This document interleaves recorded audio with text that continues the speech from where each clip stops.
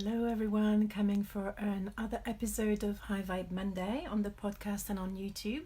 And today we're going to talk about how does intuition help business? How can it help your business in a really practical way? Now, some of the most successful entrepreneurs credit their intuition for the success that they had. The people that come to mind immediately almost are Steve Jobs, Richard Branson, Oprah Winfrey. And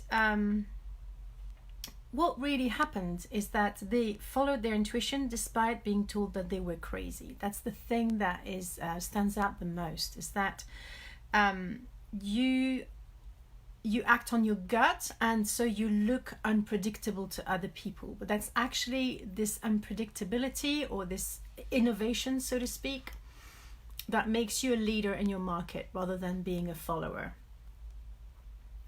So there's a quote I want to read for to start this episode from Sunny Bonnell. I actually don't know her, but she says that being called mad because your ideas make others uncomfortable is one of the surest predictors of success.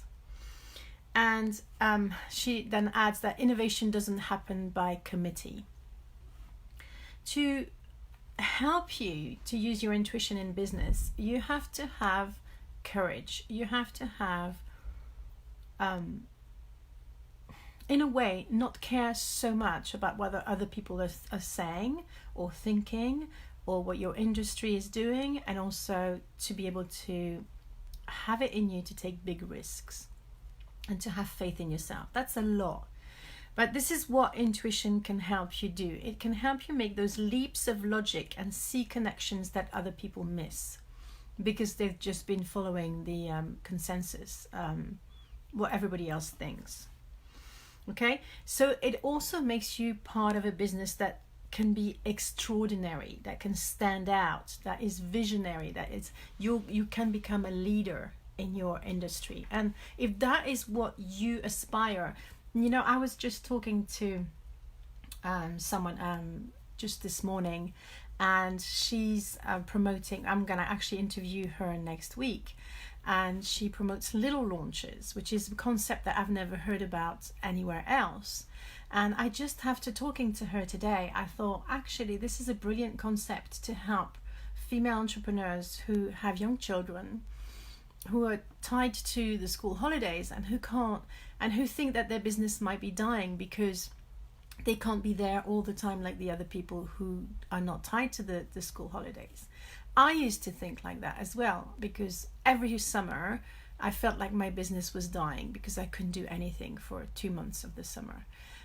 So her concept, I think, brings a newness into this approach that you can do business exactly your way to fit with your other commitments.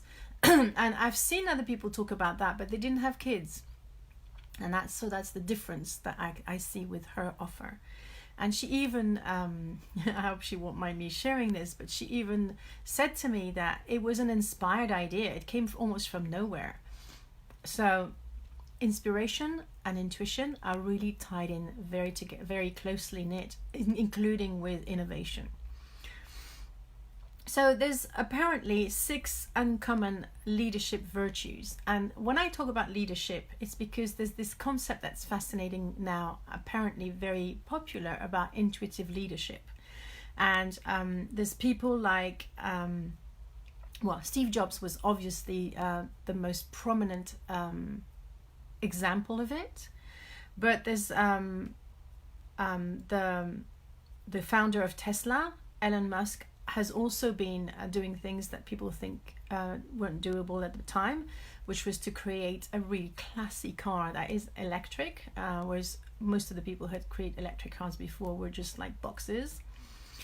I'm thinking examples that I read online when I googled Iris Apfel, who created her own brand in terms of fashion, and she's like an icon. She's 98 years old, I think, now. She even had a Barbie made out of in her liking. So it's kind of a statement when you get to that point, and she stands out completely. So these are just the examples. And so these are the 6 common values for leadership and to follow your intuition is that first, there's no rules. Don't be afraid to stand out. Don't be afraid to break the mold. And that takes a lot of courage, but it also takes leaving behind all the beliefs that you've been collecting, gathering throughout your life, and being able to go beyond those beliefs. And there's lots of things that you can do to peel off all those beliefs. First, to become aware of them, and you do that by journaling. I just did that this morning, actually, because I'm part of a really powerful online course at the moment about changing your mindset around money, and we were asked to journal about money. And I thought, oh, well, I don't know if I still have. I've been working on my money mindset for so long. And yet there's, I think I mentioned actually this thing not long ago, one of the sayings my grandmother had about always spending, never selling, and that sort of thing. So, and I managed to journal around it for a good 10 minutes. Now I know what I can work on to go beyond my money beliefs. So you might have some business beliefs, or you might have, you might think, oh, well, the way to do this is going from A to B and doing da da da da da, because it's a trust and tried method that other people have done. But in effect, if you want to be a leader, you will have to either think outside the box. I don't really like that expression that much, but it does say what it's meant to say. And how do you think outside the box? It's by diving into the unknown, getting out of your comfort zone. So the second virtue of uncommon leadership is to have an unusual dream, and to pay no attention to the dream crushers, the people who are critics. It's like authors who write a book and then they get shredded by critics about their books. The critics are really like repressed writers that don't have the guts to actually stand out and write their book, and they prefer to just pull the work of other people down. So you just have to ignore, and this is actually quite valid for people who have the big dream of writing a book, is you have to go beyond caring about what other people think about your ideas, your opinion, so you can stand out and not be vanilla anymore, and you can really embrace your voice. This is incredibly important. You have to obey your instincts. That's the third virtue of an uncommon leader. So that means, and this is what Richard Branson talks about all the time. I read his biography not long ago, and he says that thanks to his dyslexia, he can't actually go too much into the research and the data, and that enables him to actually make much better decisions because he can stand above it. He doesn't get drowned in it.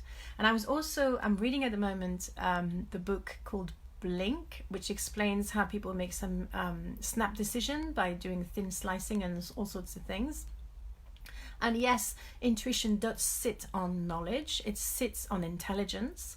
My favorite form of intuition is intuitive intelligence, but it also requires you to not buy into the concepts and the knowledge. It requires this inquisitive mind that says, I'm not sure about that. I know that's what the leading expert says about this, but my gut feeling is it's that, which is something different. So it's a lot about trusting yourself over everyone else. And this is difficult because we haven't been taught in school to trust ourselves. We are taught to look up to experts. We are taught to look up to our parents. We are taught to look up to our teachers. And in a way, I can see I have 4 children on the spectrum. They would have been called Asperger's before. Apparently they don't use the term anymore.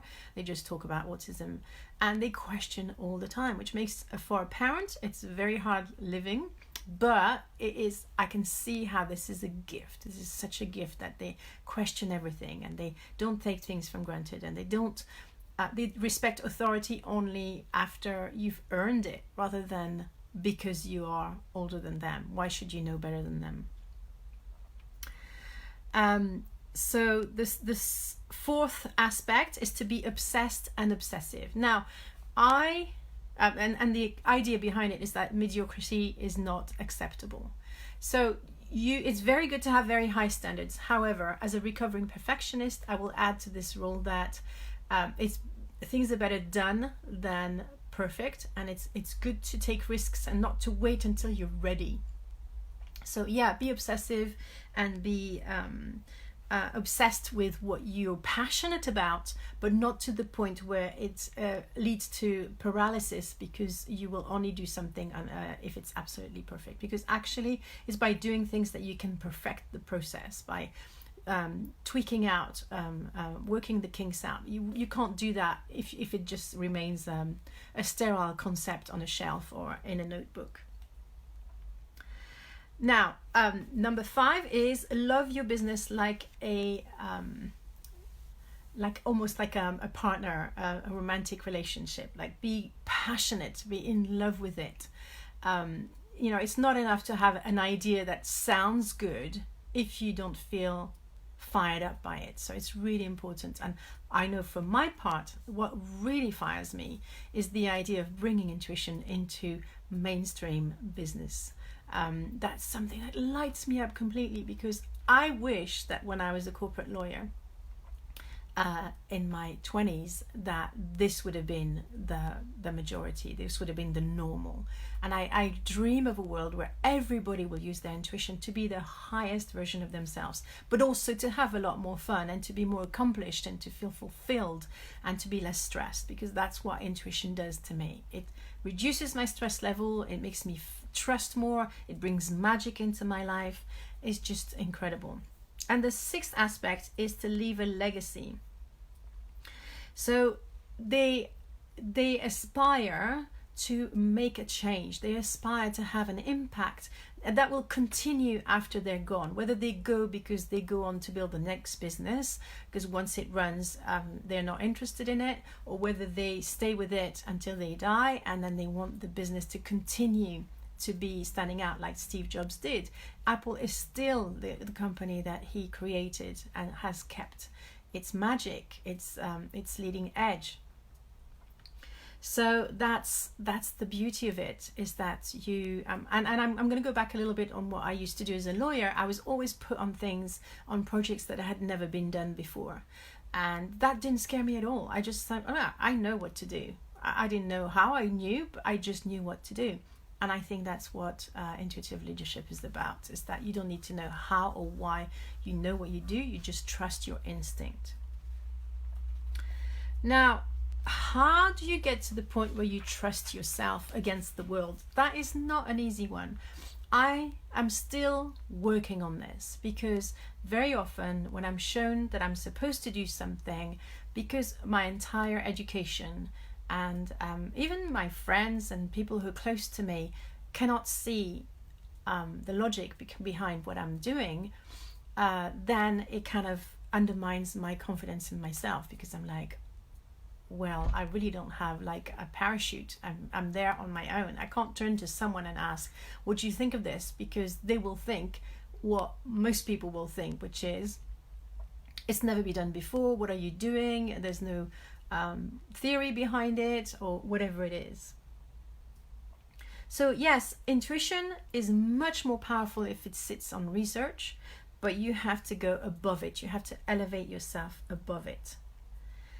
So I have touched upon a little bit of the difference between thinking and intuition, but I'm going to remind you of this because it's important so you understand how it works.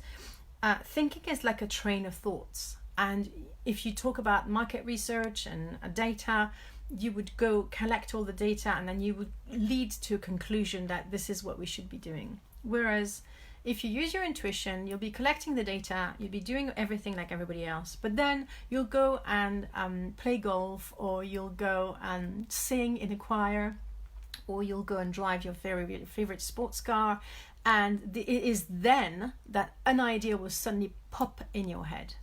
It's not something that you were thinking about. Maybe you were just enjoying the sound of the engine of your car, or you were marveling at your swing, or whatever it is that you're doing, or enjoying that classical music concert, and suddenly the information that you needed, the idea that you needed to solve your problem pops in. And the reason it does is because you're relaxed and you're not thinking. I get a lot of my ideas when I shower as well.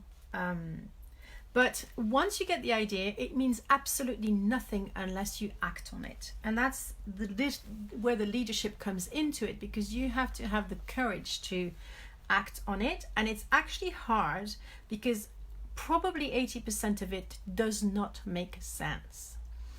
And there will be, as I said earlier, there'll be no one around you that can back you up and say, yeah, I can see that working. They will probably say, this is another one of Ange's crazy ideas. But this is the stuff of visionaries. And this is the stuff I love to help people with. And what you also need to do is to have a lot of charisma so that people actually trust you, even if they don't get you. This is where you're going to get at. And I think that's what all these big people that I mentioned have such a charisma around them. I think it's charisma in English. They exude this confidence and this passion that people will follow them to the end of the world, even though they might not understand them. But behind that, you need to have also solid planning skills. Okay, you have to have your feet on the ground. A vision without a plan is just a dream. I can't remember if it's a proverb or if it's the quote from somebody else. So I want to talk about, for example, I have two examples of really radical things that people did that are led to incredible changes. Henry Ford apparently was struggling to sell his cars in the mid-90s. And to solve this problem, he actually doubled the wages of his employees. And it worked. Nobody else believed in it. The whole industry went like green at what he was doing, because obviously it was going to have an impact on them, having to pay their employees more.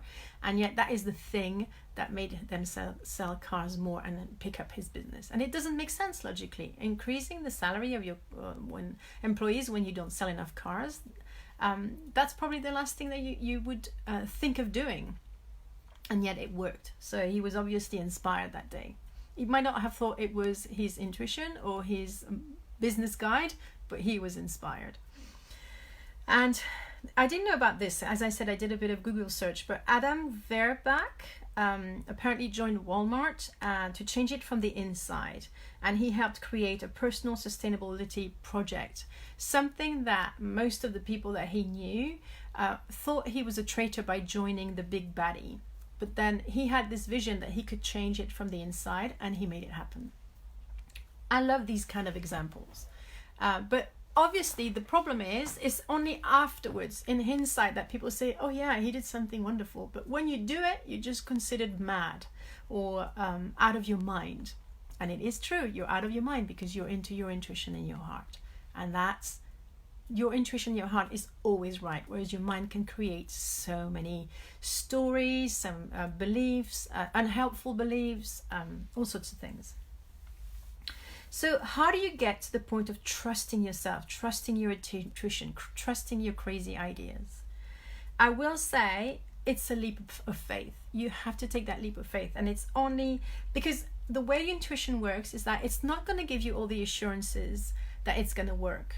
You have to trust it, you have to act on it, and it's only in hindsight that you will reap the benefits of that faith, of that trust in yourself. So I think it's a combination of believing in your vision, and this is something that I can help the people that work with me because I can actually access the Akashic Records, Business Akashic Records, which is where all your life plan is. So if I can see it in your life plan, that means that is going to happen. As long as you act on it, obviously. You have to have this passion. You have to have the belief that you have everything that you need in you to make it happen. And you have to also trust that even though these ideas seem crazy, they come from a higher space. Call it the universal intelligence, your guides, your higher wisdom. And it has to feel right. If it feels right, then you can't go wrong. And also, it's also about relaxing about the outcome, not feeling so that you have to prove something, or that you're in a hurry, or that your life depends on this thing. It's about allowing space into this project, this vision, so that you're not alone making it happen. So we're leaning it a little bit into the law of attraction and the idea that the universe has your back, and that if you want something, it's going to meet you halfway. But of course, you have to do your 50%. Does that make sense?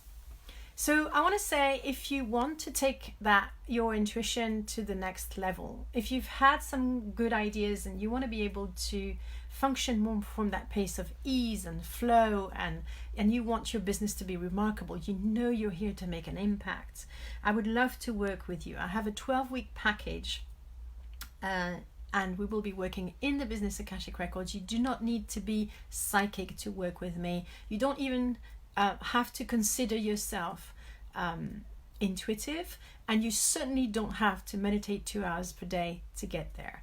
I have a shortcut. I know how to get you into that energy, and I can help you with my guides. I have a lot of guides. I have a main business guides that I've mentioned before.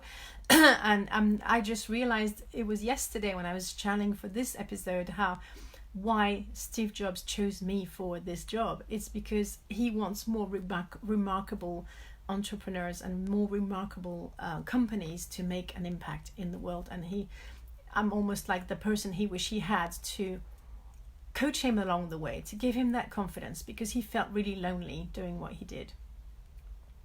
So I would love for you to reach out if you're interested. On my website, I can help you thrive. You can actually book a VIP discovery call where we'll check if we're a good match. And in any case, please play with that intuition. And you can also still join my Manifest Your Big Vision Masterclass. I think the link is on my Facebook page. You can find a post. I think it's pinned for the moment. We're doing this masterclass on the 29th of November, 9 a.m. UK time, and I've just created a time that's friendly for Eastern Standard Time friendly in America at 3 p.m. UK time. So find those links and join me so that we can actually work on that big vision. I will be taking you through a guided meditation to get into your headquarters, which is a meditation that I absolutely love to do.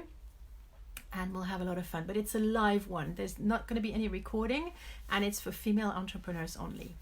Thank you for listening to this episode, and next week I'll have the pleasure of interviewing Belinda Jill on Little Launches. Bye for now.